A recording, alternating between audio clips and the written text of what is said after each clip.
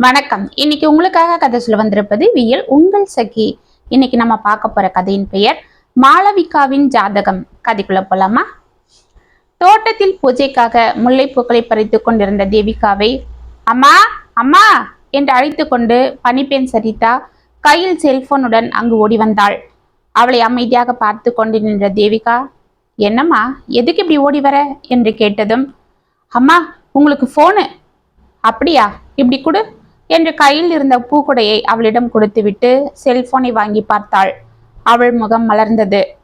நம்ம விமல் தாம்மா என்று போனை ஆன் செய்து, தம்பி விமல், எப்படிப்பா இருக்கிற என்று அவள் கேட்க எதிர்முனையிலிருந்து விமலின் குரல் கேட்கவில்லை. அதற்கு பதிலாக அவனது நண்பனும் அவனது ஆபீஸ் பிஏவுமான குமாரின் குரல் கேட்டது. அம்மா, நான் குமார் பேசுறேம்மா.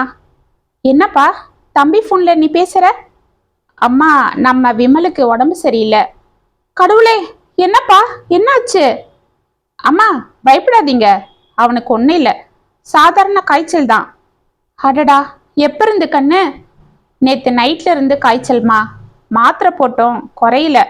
அதுதான் காலையில ஆஸ்பத்திரியில கொண்டு வந்து சேர்த்தேன். இப்ப எப்படி இருக்கான்? பரவாயில்லம்மா, டாக்டர் இன்ஜெக்ஷன் போட்டு மருந்து கொடுத்துருக்காரு. இன்னைக்கு ஒரு நாளைக்கு ஹாஸ்பிட்டல்ல இருக்கணும்னு சொன்னாரு. அவன் உங்களை பார்க்கணுன்னு முனறிக்கிட்டே இருக்கான். அப்படியா? அவனுக்கு சின்ன தலைவலின்னா கூட தாங்க மாட்டான். உடனே பக்கத்துல நான் இருக்கணும். சரி தம்பி, நான் இப்பவே கிளம்பி வந்துடுறேன். நீ டிரைவருக்கு லொகேஷன் அனுப்பு. போனை தம்பிக்கிட்ட கொடுப்பா. இல்லம்மா, அவன் தூங்கிக்கிட்டு இருக்கான். சரிப்பா, தொந்தரவு பண்ணாத, நான் வந்துடுறேன் என்று போனை ஆஃப் செய்து டிரைவர் என்று குரல் கொடுத்தாள். பாண்டிச்சேரியில் இருக்கும் அந்த பெரிய ஹாஸ்பிட்டல் முன்பு கார் நிற்க அதிலிருந்து பதட்டத்துடன் இறங்கினாள் தேவிகா.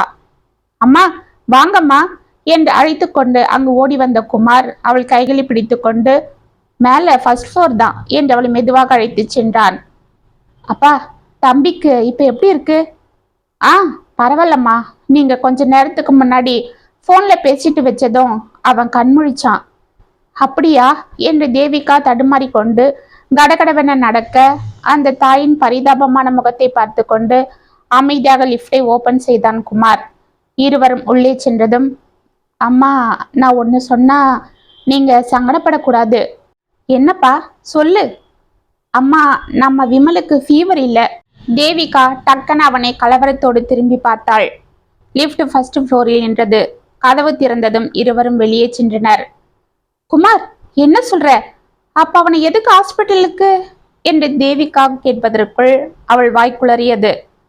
அம்மா, இதோ பாருங்க, இங்க கொஞ்ச நேரம் உட்காருங்க, அப்புறம் பேசிக்கலாம் என்று அங்கிருந்த பெஞ்சை காண்பித்தான்.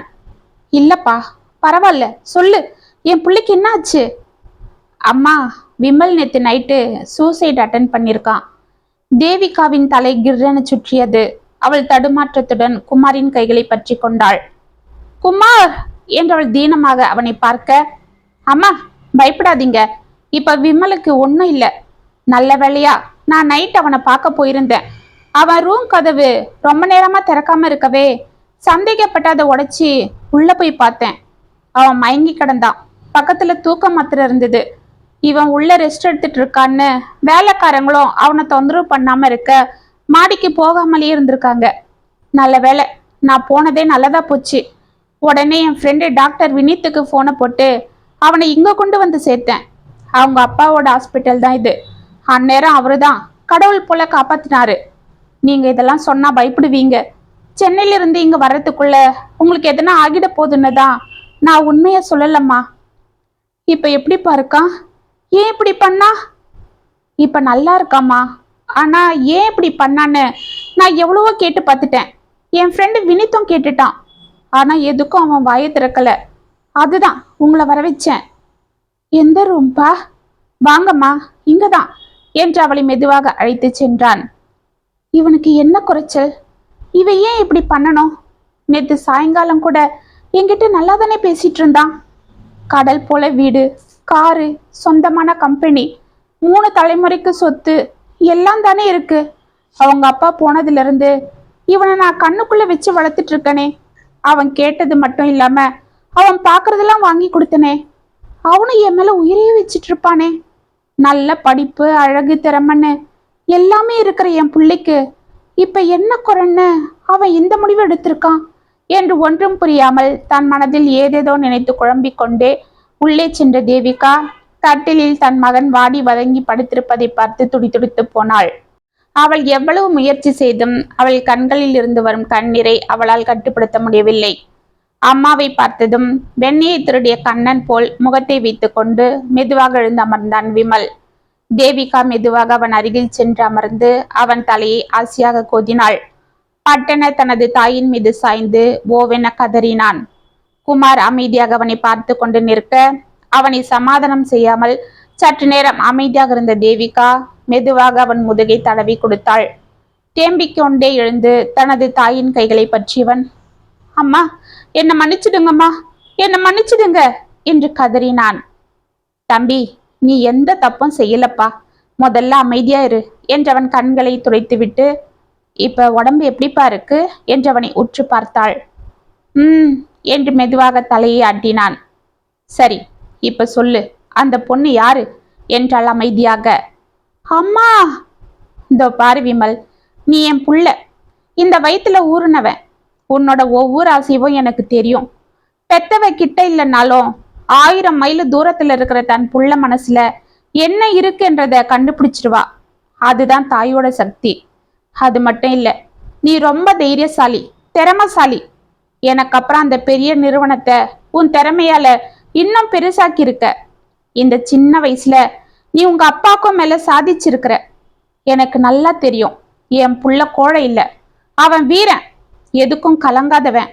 அப்படிப்பட்ட புள்ள இன்னைக்கு தன்னோட உயிரையே துச்சமா நினைச்சு தூக்கி போட துணிஞ்சிருக்கானா, உன்னை அந்த அளவு பாதிச்சது காதலா தான் இருக்கும், ஒரு பொண்ணோட மனசுதான் இருக்கும்.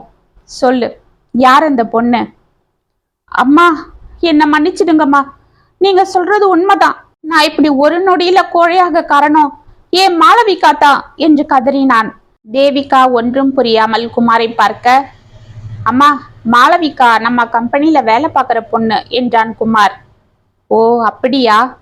ஆமாம்மா, அவளை நான் 1 வருஷமா காதலிக்கிறேன், அவளும் என்ன காதலிக்கிறா.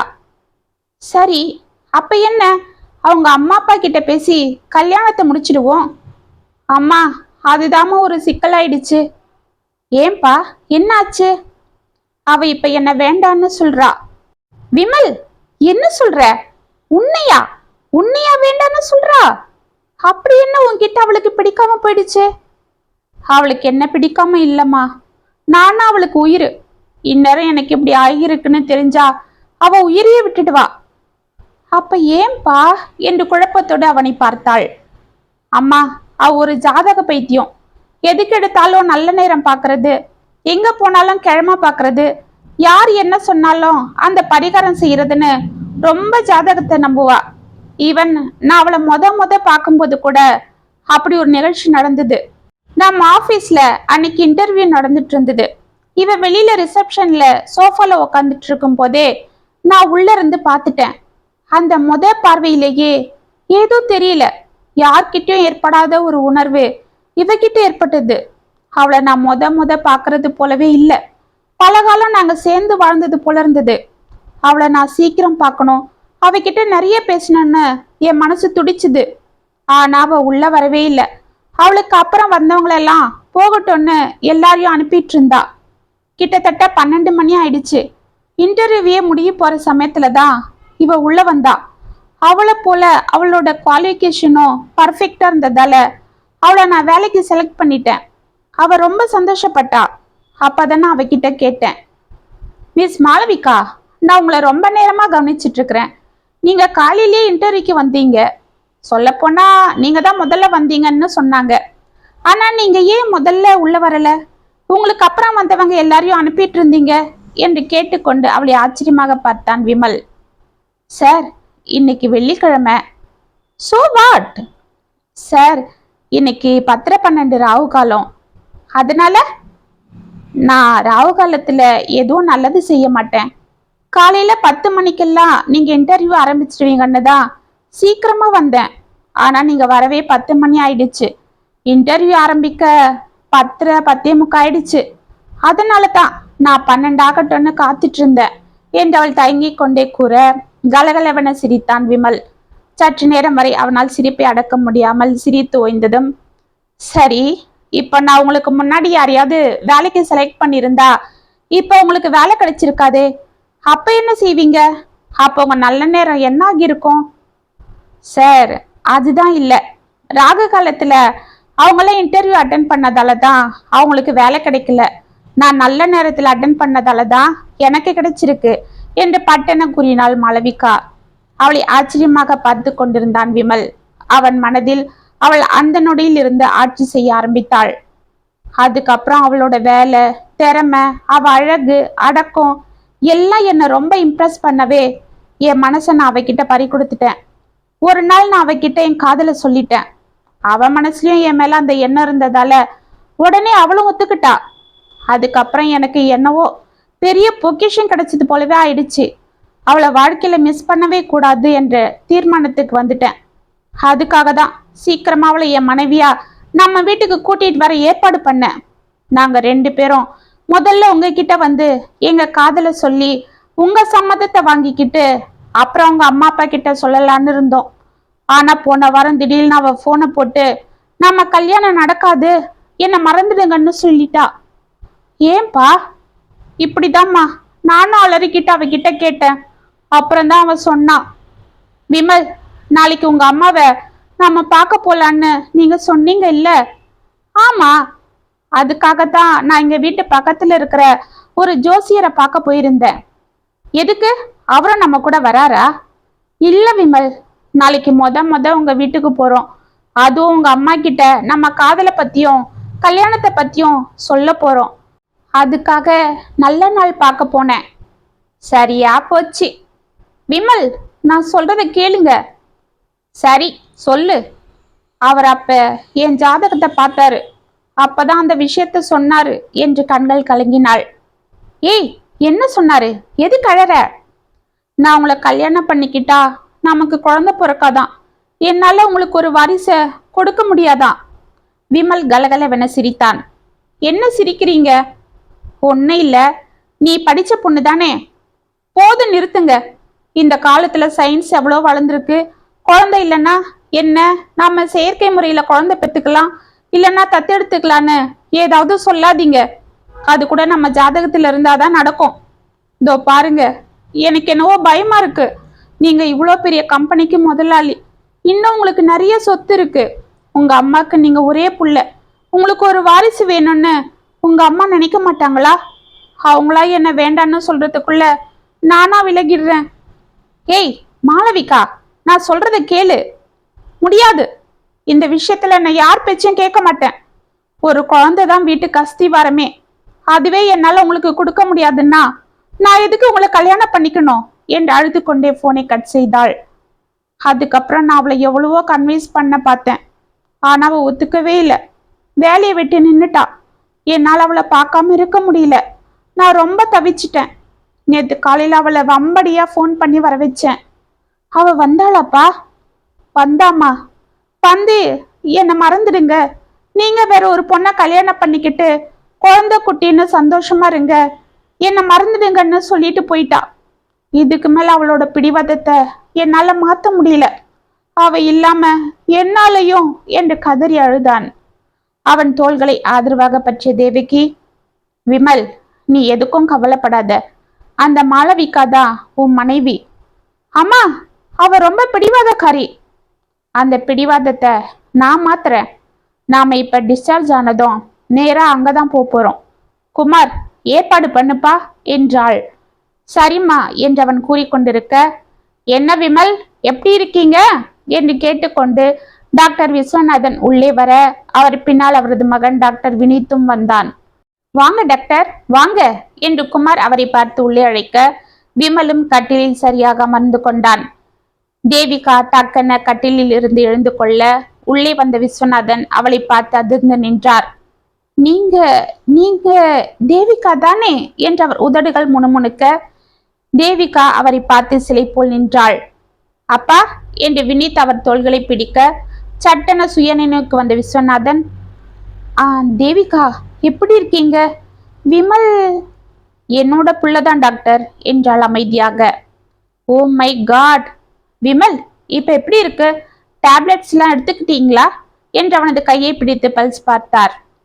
ஆ, பரவாயில்ல டாக்டர், மருந்தெல்லாம் குமார் கொடுத்தான். Okay, very good. அப்ப மதியம் டிஸ்சார்ஜ் ஆகிடலாம். குமார், நீங்க வாங்க என்று அவனை அழைத்து விட்டு வெளியே சென்றவர் வாசலில் நின்று ஒரு முறை தேவிகாவை திரும்பி பார்த்து விட்டு சென்றார். அம்மா, உங்க பிள்ளைக்கு இப்போ ஒன்றும் பிரச்சனை இல்லை, பயப்படாதீங்க என்றான் வினித். தம்பி, நீங்க அவரோட சந்தாம்மா, எங்க அப்பாவோட ஹாஸ்பிட்டல் தான் இது. உங்க அப்பாக்கு நீங்க ஒரே பிள்ளையா? இல்லம்மா, எனக்கு ஒரு அக்கா இருக்காங்க. அவங்க இப்பதான் கல்யாணம் ஆகி அமெரிக்காவுக்கு போனாங்க. அவங்க இன்ஜினியர். ஓ, நல்ல குடும்பம். உங்க அம்மா? அம்மா ஹவுஸ் ஒய்ஃப் தான். இன்னைக்கு எங்க அம்மா அப்பாக்கு வெட்டிங் ஆனிவர்சரி. இந்தாங்க ஸ்வீட் என்ற கையில் இருந்த ஸ்வீட் பாக்ஸ் அவளிடம் நீட்டினான். அவங்க நீண்ட காலம் சந்தோஷமா வாழணும்பா. நான் வாழ்த்து சொன்னதா சொல்லிடு. ரொம்ப தேங்க்ஸ்மா. சரி, நாங்க கிளம்புறோம். அம்மா சீக்கிரம் வர சொல்லியிருக்காங்க. இன்னைக்கு நாங்க கோவிலுக்கு போறோம். விமல், டேக் கேர் என்று கூறிவிட்டு கடகடவென வெளியே சென்றான். தேவிகா அமைதியாக அங்கிருந்த சேரில் அமர்ந்தாள். சற்று நேரத்தில் குமார் உள்ளே வர, தம்பி, டாக்டர் என்ன சொன்னாங்க? நாம இப்ப கிளம்பலாமா? இல்லம்மா, டாக்டர் எங்கேயோ கோவிலுக்கு போறாராம். அவர் வந்ததும் டிஸ்சார்ஜ் ஆகிக்கலான்னு சொன்னாரு. ஏன்பா? இப்ப என்ன கூட்டிட்டு போய் விமலை பத்தி எல்லாம் கேட்டாரு. அவன் எதுக்கு சூசைட் அட்டன் பண்ணான்னு கேட்டாரு. நான் எல்லா விஷயத்தையும் சொன்னேன். பொண்ணு யாருன்னு கேட்டாரு. அப்பதான் விமலோட செல் என்கிட்ட இருந்த ஞாபகம் வந்துச்சு. உடனே அதுல மாளவிகா போட்டோ இருக்கான்னு பார்த்தேன். இருந்தது. அதை அவர்கிட்ட காட்டினேன். அதை பார்த்து அவர் ஆச்சரியப்பட்டுட்டாரு. ஏன்பா, என்ன என்று தேவிகா பதட்டமாக கேட்க, விமலும் அவனை ஒன்றும் புரியாமல் பார்த்தான். அம்மா, மாளவிகாவோட அப்பா இவரோட ஃப்ரெண்டாம். அப்படியா? ஆமா விமல், அவரே நம்ம கூட வந்து இந்த கல்யாணத்தை பேசி முடிக்கிறாராம். Very good. அம்மா, உங்க வாக்கு பொய்யாகலம்மா என்று தனது தாயை வாரி அணைத்துக் கொண்டான் விமல். தேவிகா அமைதியாக இருந்தாள். அன்று மாலை மாளவிகாவின் வீட்டு வாசலில் கார் நிற்க, அதிலிருந்து டாக்டர் விஸ்வநாதன், தேவிகா, குமார், விமல் நால்வரும் இறங்கினர். மாளவிகாவின் தந்தை வேலு வெளியே ஓடி வந்து அவர்களை வரவேற்று உள்ளே அழைத்து சென்றார். மாளவிகாவின் தாய் குமாரி அனைவருக்கும் காப்பி கொண்டு வந்து கொடுத்தாள். மாளவிகா அமைதியாக தூணின் ஓரம் வந்து நிற்க, அவளை பார்த்து முகமலர்ந்தாள் தேவிகா. விமல் அவளை ஓரக்கண்ணால் பார்த்து கொண்டிருந்தான். வேலு விஸ்வநாதன் அருகில் சென்று, என்னப்பா திடீர்னு நீ போனை போட்டு மாளவிகாவோட எம்டி அவங்க அம்மாவோட வராரு, நானும் வரேன்னு சொன்னதும் எனக்கு கை கால் உடல. ஆமா, என்ன விஷயமா என்று தயங்கினார். எல்லாம் நல்ல விஷயம்தான், பேசாம இரு என்றவர் கூறிக்கொண்டிருக்க, அம்மாடி, நீதான் மாளவிகாவா? பொண்ணு லட்சணமா இருக்கா. நான் சுத்தி வளைக்காம விஷயத்துக்கு வரேன். உங்க பொண்ணு மாளவிகாவும் என் பையன் விமலும் ஒருத்தருக்கொருத்தர் விரும்புறாங்க என்றாள் தேவிகா. வேலுவும் குமாரியும் ஒன்றும் புரியாமல் அதிர்ச்சியோடு ஒருவரை ஒருவர் பார்த்து கொள்ள, மேடம், அது வந்து இருங்க இருங்க, பதறாதீங்க. நான் கம்ப்ளைண்ட் பண்றதுக்காக வரல. உங்க பொண்ண என் வீட்டு மருமகளாக்கிக்க தான் வந்திருக்கேன் என்றாள். அதுக்கு நாங்க கொடுத்து வச்சிருக்கணுமே என்று உற்சாகத்தோடு குமாரி கூற, அம்மா என்றவளை முறைத்தாள் மாளவிகா. அனைவரும் அவளை உற்று பார்க்க, உங்க பொண்ணு உங்களை எதுக்கு முறைக்கிறான்னு உங்களுக்கு குழப்பமா இருக்கா? அதை நான் சொல்றேன் என்று நடந்ததை அவர்களிடம் கூறினாள் தேவிகா. மேடம், இப்படி தெரிஞ்சும் நீங்க உங்க பையனுக்கு என் பொண்ணை கேட்டு வந்திருக்கீங்களா என்றார் வேலு அமைதியாக. ஆமா சம்மந்தி, என் பையனுக்கு உங்க பொண்ணை தான் கட்டணும் என்ற முடிவோட தான் வந்திருக்கேன் என்று கலங்கிய கண்களுடன் அங்கு வந்தாள் மாளவிகா. அவளை அமைதியாக பார்த்த தேவிகா, மாளவிகா, நீ எதுக்கு இப்படி பயப்படுற? உன் ஜாதகத்தை நினைச்சுதானே? ஆமா மாளவிகா என்று தேவிகா ஏதோ கூற வாயெடுக்க, ஆண்டி, நீங்க என்ன சமாதானம் செய்ய எது வேணும்னாலும் சொல்லலாம், ஆனா என் மனசு அதை ஏத்துக்காது என்று பிடிவாதமாக கூறினாள். ஜாதகத்தை இவ்வளவு தூரம் நம்பி இருக்கிற உன்கிட்ட நான் எது சொன்னாலும் இப்ப எடுபடாதுதான். ஆனா ஒரே ஒரு உண்மையை மட்டும் சொல்லிடுறேன். அதுக்கப்புறம் உன் மனசு மாறதும் மாறாததும் உன்கிட்ட தான் இருக்கு. அனைவரும் அவளை உற்று பார்த்தனர். நான் ஏதோ ஒரு கதை சொல்ல போறேன்னு நினைக்காத. நான் என்னோட உண்மையான என் வாழ்க்கையில நடந்ததை தான் சொல்ல போறேன். உன்னை போலதான் எங்க அம்மா அப்பாவும் ஜாதகன்னா அப்படி ஒரு பைத்தியமா இருந்தாங்க. அவங்களுக்கு நான் ஒரே பொண்ணு. எனக்கும் கல்யாண வயசு வந்தது. வரன் பார்க்க ஆரம்பிச்சாங்க. சாதாரணமாவே ஜாதகத்தை கட்டிக்கிட்டு அழறவங்க இனி தன்னோட ஒரே பொண்ணுக்கு வரன் பார்க்கணும்னா சும்மா இருப்பாங்களா? வந்த மாப்பிள்ளைங்களோட ஜாதகத்தெல்லாம் அலசி ஆராய்ஞ்சிட்டாங்க.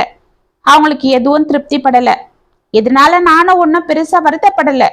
ஏன்னா எனக்கு மேற்கொண்டு படிக்கணும், நல்ல வேலைக்கு போறோம்னு ஒரே ஆசை.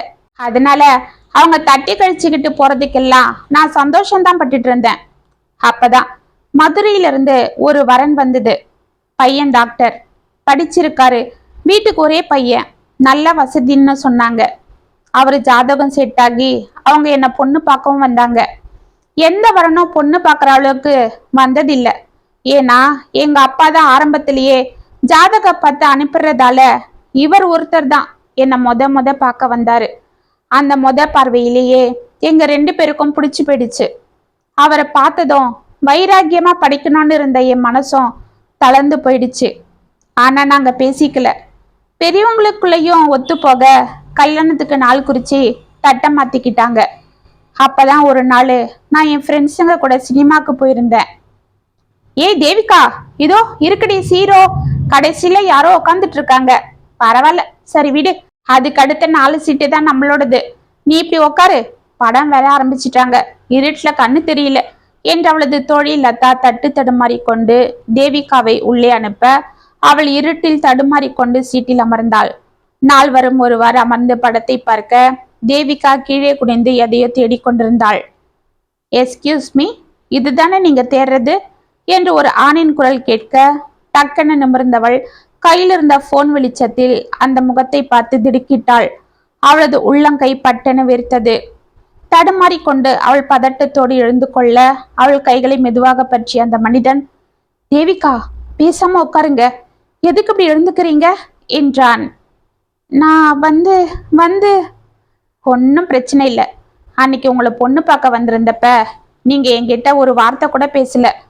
உங்க குரலை கேட்க கூட முடியல. கடவுளா பார்த்து நமக்கு ஒரு சந்தர்ப்பம் கொடுத்திருக்காரு. ப்ளீஸ் இப்பயாவது என்கிட்ட பேசுங்க. இல்ல, யாராவது பார்த்தா தப்பா நினைப்பாங்க, நான் போறேன். இதோ பாருங்க, நாம என்ன ஒன்னா சேர்ந்தா யாருக்கும் தெரியாம படம் பார்க்க வந்திருக்கோம். அப்படியே இருந்தாலும் நாம நிச்சயமானவங்க. நமக்கு கல்யாணம் ஆக போகுது, இதுல தப்பில்ல. இருந்தாலும் எனக்கும் கொஞ்சம் பயமா தான் இருக்கு. அதுக்கு தான் சொல்றேன், நான் கிளம்புறேன். சரி, அதுக்கு முன்னாடி எனக்கு ஒரு விஷயத்த சொல்லிட்டு போயிடுங்க. என்ன? என்ன உங்களுக்கு பிடிச்சிருக்கா சொல்லுங்க. அதை உங்க வாயால சொல்றத நான் கேட்கணும். உங்களை பிடிக்காமலா இவ்வளோ நேரம் உங்க பக்கத்துல உட்கார்ந்துட்டு இருப்பேன் என்று அவள் வெட்கத்தோடு சிரிக்க அவன் உள்ளம் துள்ளி குதித்தது. அப்பனா இதை எனக்காக நீங்க வாங்கிக்கணும் என்று அவன் பாக்கெட்டில் இருந்து ஒரு வெள்ளி சாவி கொத்தை அவளிடம் கொடுத்தான். இது எதுக்கு? தேவிகா, அன்னைக்கு உங்களை நான் பார்த்துட்டு போன உடனே இதை உங்களுக்காக வாங்கிட்டேன். இதை நீங்க எங்க வீட்டுக்கு வரும்போது கொண்டு வரணும். இதை உங்க கொடியிடையில சொருகிக்கிட்டு வீட்டுல சுத்தி வரும்போதெல்லாம் இந்த சலங்க ஓசை என் மனசுல உங்க நினைப்போட ஒரு சந்தோஷத்தை கொடுக்கணும் என்றான். தேவிகா அதை வெட்கத்தோடு வாங்கி கொண்டு, இத பாக்கெட்லயே வச்சுட்டு சுத்துறீங்களா என்று கேலியாக கேட்டாள். அவன் லேசாக சிரிக்க, என்கிட்ட பதிலுக்கு உங்களுக்கு கொடுக்க இப்பத்திக்கு ஒன்றும் இல்லை. அதனால நானே ரோஜாப்பூ எம்ப்ராய்டரி பண்ண இந்த கர்ச்சீஃப என்று அவனிடம் நீட்டினாள். அதை அவளிடமிருந்து ஆர்வமாக வாங்க அவன் விரல் பட்டு அவள் மேனி சில்லிட்டது. அந்த நிமிஷத்திலிருந்து நாங்க ஒருத்தருக்கு விரும்ப ஆரம்பிச்சிட்டோம். தினமும் போன்ல எங்க எதிர்காலத்தை பத்தியும் நாங்க எப்படிலாம் சந்தோஷமா வாழ போறோம்ன்றத பத்தியும் பேச ஆரம்பிச்சிட்டோம். அப்பதான் ஒரு இடி போல செய்தி என் தலையில விழுந்தது என்று நிறுத்தினாள் தேவிகா. அனைவரும் அவளை ஆர்வமாக பார்க்க ஒரு பெருமூச்சு விட்டு மீண்டும் கூற ஆரம்பித்தாள். எங்க அப்பா இந்த கல்யாணத்தை நிறுத்திட்டாரு. ஏன் ஏன் என்று அனைவரும் ஆர்வமாக கேட்க, அவரோட ஜாதகத்துக்கும் ஏன் ஜாதகத்துக்கும் செட் ஆகலையாம். ஏற்கனவே ஜாதகம் பார்த்து தானே அவரை வர சொன்னாங்கன்னு சொன்னீங்க என்று வேலு கேட்க, ஆமா, ஆனா எங்க அப்பாக்கு நெருங்கி ஒரு நண்பர் இருந்தாரு. அவரும் ஜாதகம் பார்க்கிறவர் தான். அவரு தான் எப்போ எனக்கு வரனோட ஜாதகம்லாம் பார்ப்பாரு. என்னை பொண்ணு பார்க்க வந்தப்ப அவர் ஊர்ல இல்ல. அதனால எங்க அப்பா வேற ஒரு இடத்துல அவசரமா ஜாதகம் பார்த்துட்டாரு. அந்த ஜாதகர் பொருத்தம் நல்லா இருக்குன்னு சொல்லவே நிச்சயமும் பண்ணிட்டாரு. ஆனா எங்க அப்பாவோட நண்பர் வந்ததும் எங்க அப்பா அவர்கிட்ட எங்க 2 பேர் ஜாதகத்தை சொல்லி ரொம்ப சந்தோஷப்பட்டாரு. அப்ப அவரு எங்க கொண்டு வா, நானும் பாக்குறேன்னு சொல்லி அந்த ஜாதகத்தை பார்த்து, இது பொருத்தமே இல்ல, இவனுக்கு ஆயுள் பலமே இல்ல, இவனை கல்யாணம் பண்ணா உன் பொண்ணு ஒரே வருஷத்துல விதவையாகிடுவான்னு சொல்லிட்டாரு. அதை கேட்டு எங்க அப்பாவும் கல்யாணத்தை நிறுத்திட்டாரு. பையன் வீட்டுல என்ன காரணம்னு எவ்வளவோ கேட்டாங்க. ஆனா எங்க அப்பா அவங்கள காயப்படுத்த வேண்டான்னு உண்மைய சொல்லாம என் பொண்ணுக்கு பையனை பிடிக்கலன்னு பொய் சொல்லிட்டாரு. அந்த செய்தியை கேட்டு அவர் துடிச்சிருப்பார் என்றது எனக்கு நல்லாவே தெரியும். இருந்தாலும் எங்க அப்பா பேச்ச மீற முடியாம நான் அவரை பார்க்கறத அவாய்ட் பண்ணிட்டேன். அவர்கிட்ட பேசுறதையும் நிறுத்திட்டேன். அதுக்கப்புறம் அவர் எங்க போனாரு என்ன ஏதுன்னு ஒன்றும் தெரியாது. அவரோட நினைவுகள் மட்டும் என் மனசை விட்டு போகாம இருந்தது. அதுக்கப்புறம் எங்க அப்பா ஜாதக பொருத்தம் பார்த்து எனக்கு ஒரு வரனை கல்யாணம் பண்ணாரு. அதுதான் விமலோட அப்பா. அவரு ரொம்ப நல்லவரு தான். நல்ல வசதியானவர், படிச்சவர், குணம் கூட எல்லாமே சரியா இருந்தது. எங்க வாழ்க்கையும் ஒரு வருஷம் நல்லா போயிட்டு இருந்தது. விமலும் என்னோட வயித்துல வந்தான். நான் ரொம்ப சந்தோஷமா இருந்தேன். இது வரைக்கும் எங்க அப்பா பார்த்த ஜாதகம் ஜெயிச்சுக்கிட்டே வந்தாலும் அந்த ஒரு நாள் அது தோத்து போச்சு. என்னாச்சு என்று அனைவரும் பதற, அன்னைக்கு என் விமல் பிறந்து நான் அவனை கையில ஏந்தி சந்தோஷப்பட்டுட்டு இருந்தேன். அந்த சமயத்துல ஒரு இடி என் தலையில விழுந்தது. எங்க வீட்டுக்காரு ஒரு ஆக்சிடென்ட்ல இறந்துட்டாரு. அதுதான் அந்த செய்தி. அதை கேட்டு நான் அப்படியே நின்னுட்டேன். அப்புறம் திரும்பவும் இந்த உடம்புல சக்தி வந்து நான் ஓட காரணம் என் பையன்தான். அவனுக்காக தான் அன்னிலிருந்து நான் ஓட ஆரம்பிச்சேன். இப்ப சொல்லு மாளவிகா, எந்த ஜாதகத்தை பார்த்து தன் பொண்ணுக்கு தாலி நிலைச்சிருக்கணும், அவ வாழ்நாள் பூரா சுமங்கலியா இருக்கணும்னு எங்க அப்பா நிச்சயம் பண்ண வரனை கூட நிறுத்திட்டு நல்ல ஆயுள் உள்ள வரனா பார்த்து பார்த்து ஒருத்தருக்கு கல்யாணம் பண்ணாரோ அவர் ஒரே வருஷத்துல போய் சேர்ந்துட்டாரு. ஆனா ஆன்டி, தெரியும் மாளவிகா, நீ என்ன கேட்க வரன்னு எனக்கு தெரியும். எனக்கு நிச்சயம் பண்ண ஆளை நான் கட்டியிருந்தாலும் இப்படிதானே ஆகியிருக்கோன்னு கேட்குற இல்ல. அவர் இப்ப நல்லா இருக்காரு. யார் காயில் கம்மின்னு எங்க அப்பா ஜாதகத்தை பார்த்து சொன்னாரோ அவர் இப்ப மனைவி குழந்தைங்கன்னு சமுதாயத்துல நல்ல நிலைமையில இருக்காரு. அதையும் நான் பார்த்துட்டேன் என்று கண்களை துடைத்து கொண்டாள். இதை கேட்ட அனைவரும் அமைதியாக இருக்க தனது தாயின் கைகளை பற்றி கொண்டான் விமல். யாரும் பார்க்காதவாறு கண்களை துடைத்து கொண்டார் விஸ்வநாதன். இதை பார்த்து தேவிகாவின் முகம் 1000 உணர்ச்சிகளை காட்டியது. பட்டன அதை அவள் மறைத்து கொண்டு, அதுக்குதான் சொல்ற மாளவிகா, ஜாதகத்தை நம்புறது நம்பாதது என்றதெல்லாம் அவங்கவுங்க மனசை பொறுத்தது. ஆனா நீ கடவுளை உண்மையா நம்பும் போது அவரால் படைக்கப்பட்ட இந்த கோள்களும் நாள்களும் உன்னை என்ன செஞ்சிட போகுது சொல்லு. ஜாதகத்தை பார்க்கலாம், தப்பில்லை. ஆனா அதை மட்டுமே பார்த்துட்டு இருக்கிறது தான் தப்பு. இன்னைக்கு நீ இவனை கல்யாணம் பண்ணிக்கலன்னு சொன்னதும் அவன் தற்கொலைக்கு முயற்சி பண்ணிட்டான் தெரியுமா என்று தேவிகா கூற, மாளவிகாவும் அவளது பெற்றோரும் அதிர்ந்து விமலை பார்த்தனர். பயப்படாதம்மா, கடவுள் அருளாலையும் இந்த டாக்டராலையும் அவன் பொழைச்சிக்கிட்டான். இப்ப சொல்லு, அவனுக்கு வாரிசு வேணுன்றதுக்காக நீ அவனை கல்யாணம் பண்ணிக்க மறுத்துட்ட. ஆனா அவன் நீ இல்லாம உயிரே விட துணிஞ்சிருக்கான். இப்ப சொல்லு, அவனுக்கு வாரிசு தான் முக்கியமா இல்ல அவனோட உயிர் உனக்கு முக்கியமா என்றாள் தேவிகா. ஆன்டி, என்னை மன்னிச்சிடுங்க என்று அவள் தோளில் சாய்ந்தாள் மாளவிகா. அம்மா, உங்களுக்கு பெரிய மனசுமா. தாம் பிள்ளைக்கு வாரிசு இவளால கொடுக்க முடியலன்னு தெரிஞ்சோம் நீங்க என் பொண்ணுக்காக இப்படி வந்து என்று வேலு நெகிழ, ஐயா, அடுத்த நிமிஷம் என்ன நடக்க போகுது என்றது நமக்கு தெரியாது. நாம ஒண்ணு நினைப்போம், ஆனா நடக்கிறது வேற ஒண்ணா இருக்கும். இப்படி அடுத்த நிமிஷத்தையே நம்மளால கணிக்க முடியாதப்ப ஒருத்தரோட வாழ்க்கையில என்ன நடக்க போகுது என்றத நாம எப்படி கணிக்க முடியும் சொல்லுங்க. இதுல இருந்தே தெரியல, நாம ஒரு கணக்கு போட்டா நமக்கு மேல உள்ளவன் வேற ஒரு கணக்கு போடுவான். அது நல்ல கணக்காவே இருக்கும். அதை நம்புவோம், கண்டிப்பா நல்லதே நடக்கும் என்றாள் தேவிகா.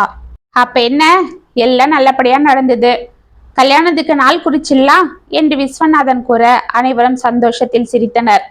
3 மாதத்தில் மாளவிகா கழுத்தில் தாலியை கட்டினான் விமல்.